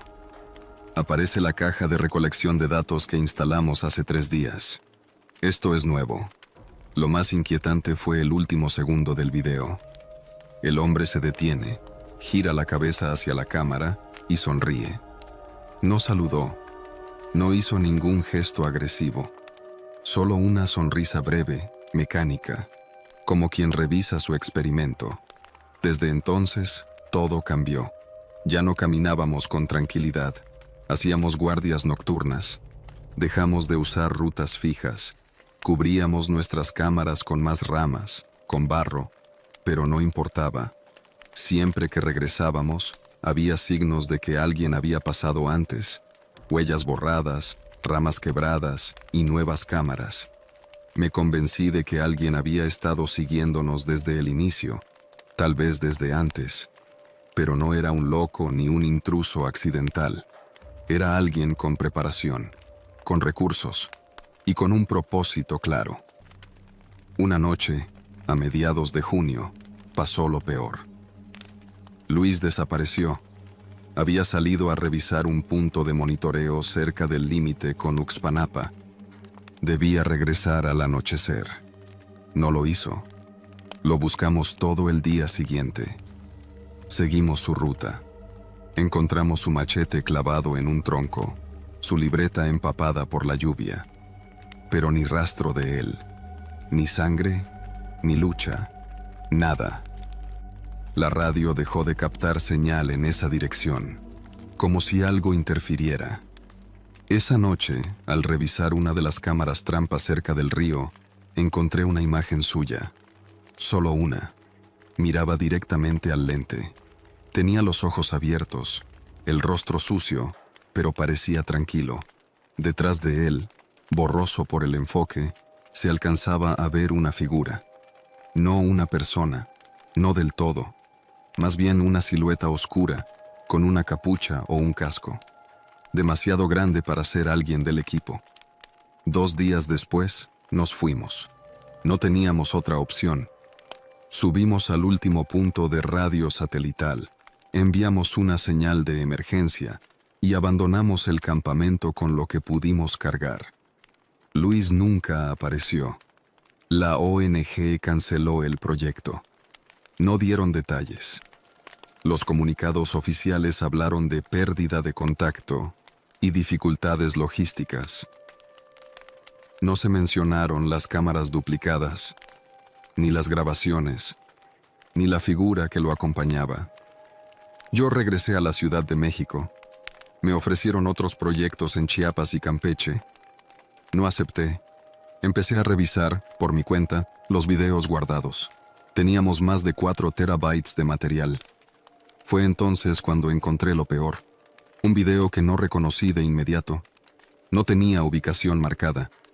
No correspondía a ninguna de nuestras cámaras. En él se ve el campamento de noche, captado desde la colina, con una lente distinta, más profesional. Hay tomas largas, silenciosas, de cada uno de nosotros. Entrando, saliendo, durmiendo. Y luego hay entrevistas. Cortas, a cámara.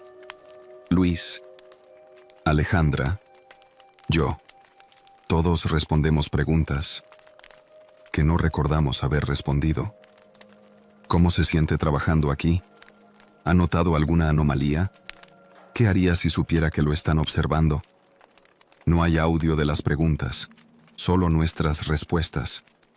Y nuestros rostros pálidos, distraídos, como si estuviéramos bajo algo, cansancio, o algo peor. No tengo idea de cuándo ni cómo se grabaron esos clips, pero ahí están. Y cada vez que los reproduzco, me doy cuenta de algo más inquietante. No estoy solo en la imagen. Siempre hay una sombra, un reflejo, alguien moviéndose detrás del lente. Alguien que sabe dónde estamos, cómo trabajamos y qué vemos. Solo que nosotros no lo vimos. Porque nuestras cámaras, al parecer, eran ciegas. Después de que salimos de los Chimalapas, pensé que había terminado. Pensé que con entregar los informes, dejar el campamento atrás y bloquear mentalmente todo lo ocurrido, bastaría para pasar página. No fue así. A veces, la selva se va contigo, aunque ya no la pises. Aunque duermas en colchón limpio y escuches el ruido del metrobús en lugar de monos aulladores. La selva se te queda bajo las uñas, entre los pliegues del insomnio, y lo que vimos, o no vimos, allá, empezó a colarse en cada rincón de mi vida. Durante semanas me dediqué a revisar las memorias SD del proyecto, respaldadas en discos duros que nadie más pidió revisar. Entre ellas, había archivos con fechas mal etiquetadas, duplicados casi idénticos, y secuencias que simplemente no deberían estar ahí. En muchas aparecíamos todos, Alejandra, Luis, los voluntarios, pero en otras aparecía gente que yo nunca vi. Un grupo de 3 o 4 hombres, ropa de campo, gorras sin logos. Nunca hablaban, solo caminaban, observaban nuestras zonas de trabajo, revisaban las cámaras y se iban. Ni una sola vez los encontramos en persona. Un día, revisando los metadatos de un video que mostraba la estación del río Sanatepec, noté que no fue grabado por nuestras cámaras. Alguien más había filmado desde un dron de largo alcance, con lente térmica. Yo nunca vi un dron en la selva. Nadie nos habló de permisos, de otro grupo trabajando en la zona. Ese archivo me hizo tomar una decisión. Le escribí a Alejandra. Nos reunimos en una cafetería de Coyoacán, sin previo aviso. No. Aparece la caja de recolección de datos que instalamos hace 3 días. Esto es nuevo. Lo más inquietante fue el último segundo del video. El hombre se detiene, gira la cabeza hacia la cámara y sonríe. No saludó. No hizo ningún gesto agresivo. Solo una sonrisa breve, mecánica, como quien revisa su experimento. Desde entonces, todo cambió. Ya no caminábamos con tranquilidad. Hacíamos guardias nocturnas. Dejamos de usar rutas fijas. Cubríamos nuestras cámaras con más ramas, con barro. Pero no importaba.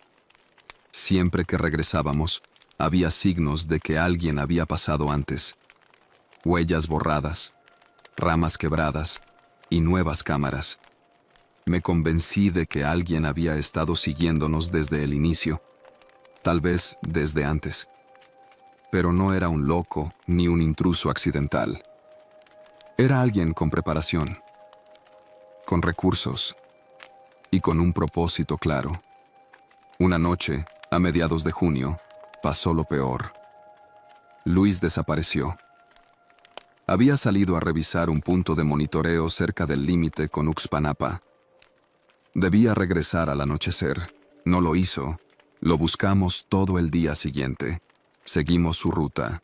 Encontramos su machete clavado en un tronco, su libreta empapada por la lluvia. Pero ni rastro de él, ni sangre, ni lucha. Nada. La radio dejó de captar señal en esa dirección, como si algo interfiriera. Esa noche, al revisar una de las cámaras trampas cerca del río, encontré una imagen suya. Solo una. Miraba directamente al lente. Tenía los ojos abiertos, el rostro sucio, pero parecía tranquilo. Detrás de él, borroso por el enfoque, se alcanzaba a ver una figura. No una persona. No del todo. Más bien una silueta oscura, con una capucha o un casco. Demasiado grande para ser alguien del equipo. 2 días después, nos fuimos. No teníamos otra opción. Subimos al último punto de radio satelital, enviamos una señal de emergencia y abandonamos el campamento con lo que pudimos cargar. Luis nunca apareció. La ONG canceló el proyecto. No dieron detalles. Los comunicados oficiales hablaron de pérdida de contacto y dificultades logísticas. No se mencionaron las cámaras duplicadas, ni las grabaciones, ni la figura que lo acompañaba. Cuando llegó, ya tenía la mirada que yo llevaba semanas viendo en el espejo, la de alguien que sabía que esto no había terminado. Me dijo algo que no me esperaba. Había seguido recibiendo mensajes anónimos, correos electrónicos desde cuentas sin remitente claro. En ellos le mandaban fotos suyas, caminando en la selva, desde ángulos que ella no recordaba haber visto. En uno incluso aparecía dormida en su tienda. No se lo había dicho a nadie. Ese día, por primera vez, hablamos en voz alta de lo que sospechábamos desde el principio. No era solo vigilancia. Alguien estaba interviniendo nuestro proyecto, desde dentro o desde muy cerca. Una semana después, volví a Oaxaca capital. No fui por nostalgia. Fui porque tenía que entender qué estaba pasando. Había una persona en particular que creí que podía darme pistas. Don Esteban, un zoque de más de 60 años que nos había ayudado como guía durante los primeros recorridos en la selva. Sabía leer la tierra como si fuera un mapa vivo. Lo busqué en su comunidad, Santa María Chimalapa, donde apenas hay señal de celular. Lo encontré en su parcela, arreglando una cerca. Al principio no quiso hablar. Me dijo que no metiera las narices, que mejor me olvidara. Pero después de una larga pausa, sin mirarme directamente, me dijo: ustedes llegaron creyendo que solo venían a estudiar animales. Pero aquí los animales no son los que hay que cuidar. Le pregunté qué quería decir. Me miró por fin y dijo: ustedes no fueron los primeros en poner cámaras en la selva. Otros ya estaban aquí, con helicópteros, con armas, con bolsas que no llevaban comida. Me habló de un grupo que había pasado por ahí meses antes. No eran militares, pero tampoco civiles comunes. Tenían equipos, aparatos para medir otras cosas. Nunca hablaron con la comunidad. Solo pidieron permiso al comisariado, dejaron dinero y se metieron por su cuenta. Después de eso, la gente dejó de cazar en ciertas zonas. Dejaron de hablar incluso de pasar por ahí. Le pregunté si los había vuelto a ver. Me dijo que no, pero que desde entonces a veces escuchaban motores en la madrugada, motores de drones, pasos que no hacían ruido. Con esa información, volví a la ciudad y decidí hacer lo que cualquier académico haría en un acto desesperado: buscar papeles, archivos, reportes, permisos de investigación. Lo que encontré fue peor de lo que imaginé. Una solicitud de evaluación de infraestructura logística presentada por una empresa minera canadiense en el año 2019. Zona de interés: Los Chimalapas. Área específica: límites con Veracruz. No tenía autorización oficial, pero sí respaldo de un consorcio privado con oficinas en CDMX. En el mismo expediente, mencionaban ensayos de reconocimiento superficial, análisis topográfico aéreo y documentación sin interacción local directa. Es decir, vigilancia sin que nadie se entere. Eso explicaría los drones, las cámaras duplicadas, las grabaciones. Lo que nunca sabremos es qué más estaban grabando además de animales. La última pieza cayó en su lugar por accidente. Fue Alejandra quien me lo dijo, en un mensaje escueto. Tengo noticias de Luis. No estaba muerto. Al parecer, había sido recogido en una carretera secundaria en Veracruz, desorientado, sin papeles. Lo llevaron a un hospital en Acayucan. Estuvo una semana internado, sin decir palabra. Luego lo dieron de alta. Cuando ella fue a buscarlo, no quiso hablar, solo dijo: hay cosas que no deben grabarse, ni siquiera con la memoria. Ella le preguntó si había escapado. Él le contestó: no, me dejaron ir, porque ya grabaron lo que necesitaban. Desde entonces, nadie más lo ha visto. Hoy vivo en Cuernavaca. Enseño biología en una prepa privada. No he vuelto al campo. Mis mochilas siguen guardadas. El GPS está sin batería, pero los discos duros siguen conmigo. No los he abierto en meses. A veces recibo correos sin asunto, archivos adjuntos, imágenes borrosas de árboles, de lianas, de sombra. Algunas tienen fecha reciente. Una en particular me dejó mudo. Aparece una tienda, de campaña como la mía, pero en un sitio que no reconozco. Se ve una figura acostada dentro. Si hago zoom, soy yo. Pero yo no estaba ahí. Ahora entiendo algo. Nunca se trató de jaguares, ni de conservación, ni siquiera de espionaje clásico. Lo que sea que estaban haciendo allá adentro, necesitaba que alguien como nosotros sirviera de cobertura. Nos dejaron entrar para que no sospecháramos. Nos vigilaron para saber cuánto entendíamos. Nos dejaron salir, porque ya no éramos una amenaza. ¿Luis dijo la verdad? ¿Fue víctima o cómplice? ¿Vieron en él una forma de enseñarnos una advertencia? No lo sé. Solo sé que allá en los Chimalapas sigue habiendo ojos donde uno cree que no hay nadie y que no hay cámara que registre todo, porque las verdaderas cosas importantes se graban en silencio.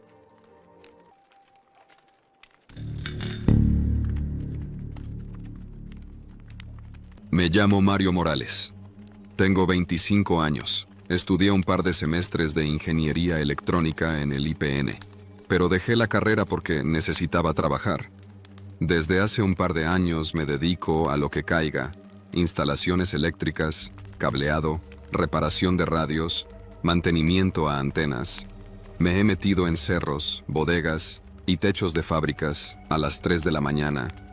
Lo mío no es glamoroso, pero paga lo suficiente para seguir rodando. En mayo de este año me ofrecieron un contrato temporal por parte de una subcontratista que trabaja para una empresa de telecomunicaciones. El trabajo era instalar y calibrar antenas de comunicación de microondas en una zona remota del municipio de Tacotalpa, Tabasco, casi en la línea que divide con Chiapas, dentro de un área selvática que apenas tiene cobertura satelital. La paga era buena. 3 semanas de trabajo, hospedaje incluido en una casa de campo y comida cubierta. Lo acepté sin pensar mucho. Me dijeron que el equipo anterior había dejado el trabajo a la mitad por problemas logísticos y que era urgente terminar antes de la temporada de lluvias fuertes.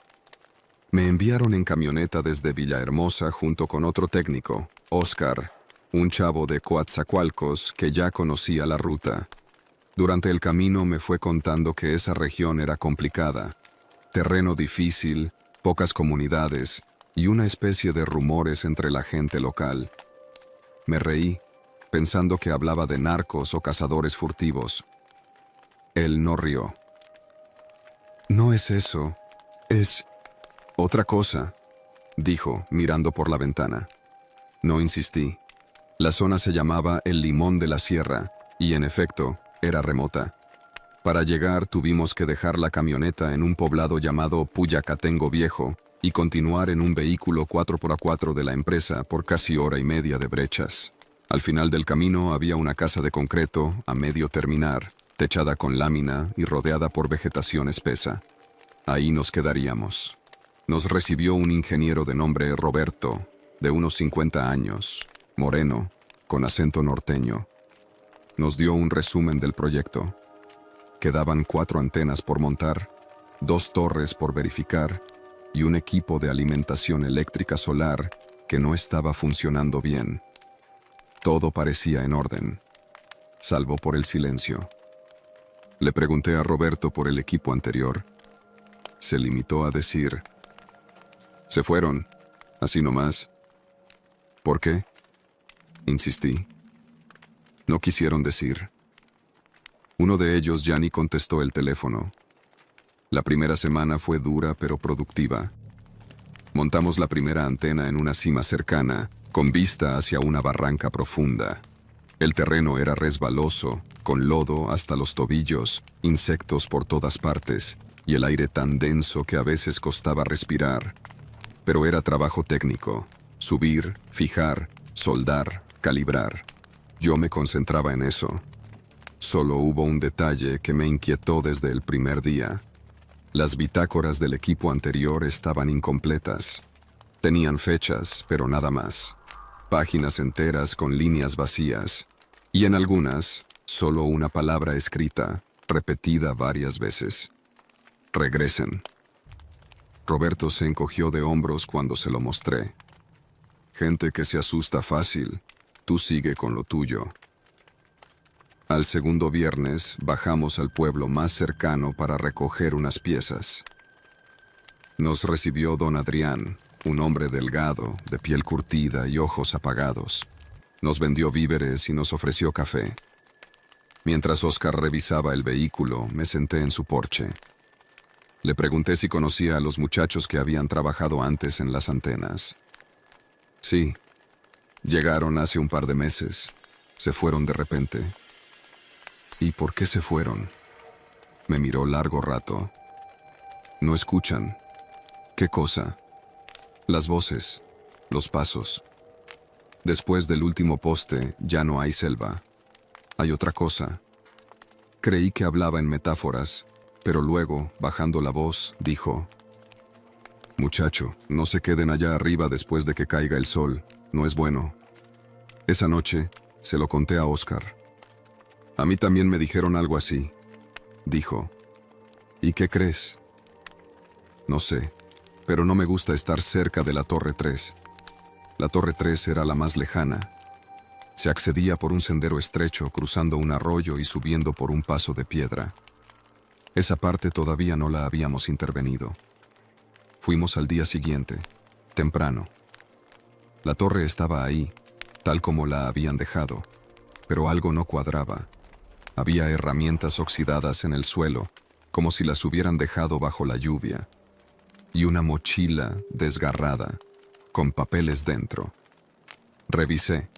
Eran planos técnicos. fechados 2 semanas antes de nuestra llegada. Encontré una hoja que me erizó la piel. Era una carta escrita a mano, sin firma. Decía: si alguien más llega, díganles que no deben entrar al túnel. No hay señal ahí. Y lo que camina ahí abajo no está buscando salir. Está esperando. Túnel. ¿Qué túnel? Preguntamos a Roberto esa noche. Nos miró fijo. Yo también lo escuché. La tierra hueca, como si algo soplara desde dentro. Nos dijo que, durante una instalación anterior, uno de los técnicos se alejó para hacer sus necesidades y nunca volvió. Lo buscaron. 3 días. Nadie lo encontró. Lo último que escucharon de su radio fue estática. Y luego una voz que no era la de él, diciendo: ya no hace falta más señal. Pensamos en renunciar, pero faltaban solo 6 días. Y la paga era buena. El lunes, decidimos revisar una última torre. Mientras Oscar desmontaba un panel, me alejé un poco a buscar cobertura. Me metí entre los árboles y encontré lo que parecía ser un acceso de concreto cubierto de maleza. Una vieja compuerta metálica, cerrada con una cadena oxidada, y junto a ella, una caja con herramientas abandonadas. No sé por qué la abrí. Tal vez por curiosidad. Tal vez por orgullo estúpido. Lo que vi me dejó helado. Era una entrada a un túnel subterráneo, tallado en piedra, no muy ancho. Y en las paredes habían marcas, garras, dedos, arañazos. No era una cueva natural. Tampoco era una instalación técnica. Grabé un video. Lo mostré esa noche a Oscar. No quiso verlo 2 veces. El miércoles al anochecer, Roberto desapareció. Lo vimos por última vez caminando hacia la Torre 3. Dijo que iría a ajustar un parámetro. Nunca volvió. Lo buscamos hasta que anocheció. Yo, con la linterna, me acerqué de nuevo al túnel. Había un trapo colgado en la entrada. Era la camisa de Roberto. Pero el túnel estaba sellado con piedras.